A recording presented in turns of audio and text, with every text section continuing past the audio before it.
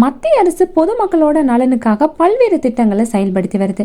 அந்த வகையில மத்திய அரசோட இந்த திட்டத்துல 18 வயசுல ஒரு நாளைக்கு நீங்க 7 ரூபாய் மட்டும் சேமிக்கிறது மூலமா ஓய்வுக்கு அப்புறமா மாதம் 5000 ரூபாய் ஓய்வூதியமா பெற முடியும்.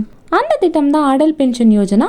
இந்த ஏபிஒய் திட்டத்துல நீங்க முதலீடு செய்யறது மூலமா ஓய்வுக்கு அப்புறமா நீங்க ஓய்வூதியம் பெற முடியும். இந்த ஏபிஒய் திட்டம் அப்படிங்கிறது மத்திய அரசு நடத்துற ஒரு திட்டம். இது ஓய்வுக்கு அப்புறமா 5000 ரூபாய் வரைக்கும் நிலையான மாதாந்திர ஓய்வூதியத்தை கொடுக்கறதாவும் வருமான பாதுகாப்பையும் உறுதி செய்யுது.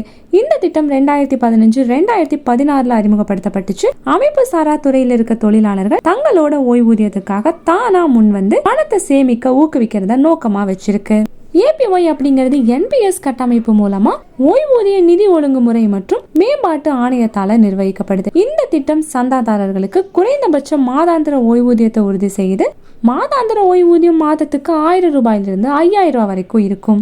சந்தாதாரர் செய்யற முதலீட்டோட அளவு கால அளவை பொறுத்து இறுதி ஓய்வூதிய தொகை பாத்தீங்கன்னா மாறுபடும். 18 வயசுல இருந்து 40 வயசு வரைக்கும் இருக்க எந்த இந்திய குடிமகனுமே இந்த திட்டத்துல சேரலாம். நீங்க ஒரு நாளைக்கு 7 ரூபாயை சேமிச்சீங்க அப்படின்னா மாத இறுதியில உங்களுக்கு 210 ரூபாய் கிடைக்கும்.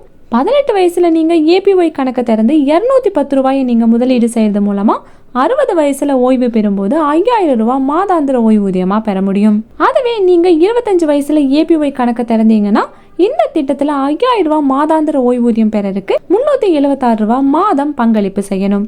இந்த திட்டத்தின் கீழே ஓய்வு பெற்றதுக்கு அப்புறமா 5000 ரூபாய் மாதாந்திர ஓய்வூதியமா பெறணும் அப்படின்னா மாதாந்திர பங்களிப்பு பாத்தீங்கன்னா வயதுக்கு ஏத்த மாதிரி அதிகரிக்கும்.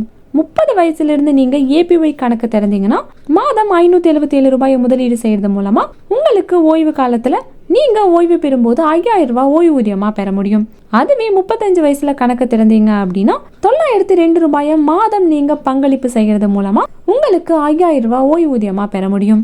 அதுவே ஓய்வுக்கு அப்புறமா 1000 ரூபாய் மாதாந்திர ஓய்வூதியமா பெறணும் அப்படின்னா 18 வயசுல இருந்து மாதம் 42 ரூபாயும் 30 வயசுல இருந்து மாதம் 116 ரூபாயும் பங்களிப்பு செய்யணும். இந்த திட்டம் பாத்தீங்கன்னா உங்களுக்கு ஓய்வுக்கு அப்புறமா ஓய்வூதியம் கிடைக்கிறத உறுதி செய்யுது. ஸோ இந்த வீடியோ உங்களுக்கு ரொம்பவே யூஸ்ஃபுல்லா இருக்கும் நம்புறோம். இதே போல மணி ரிலேட்டட் வீடியோஸ்க்கு இந்த வீடியோக்கு ஒரு லைக் பண்ணிட்டு நம்ம சேனலையும் சப்ஸ்கிரைப் பண்ணிடுங்க.